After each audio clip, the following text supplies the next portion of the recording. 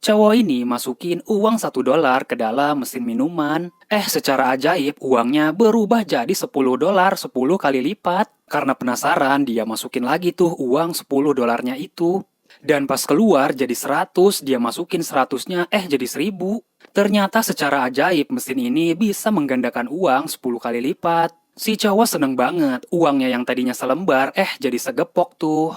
Akhirnya dia ke ATM dan dia keluarin tuh semua isi tabungannya supaya bisa digandain guys. Terus dia masukin semua uang yang dia punya. Ini kalau dirupiahin 90 jutaan guys, dia udah siap jadi orang kaya.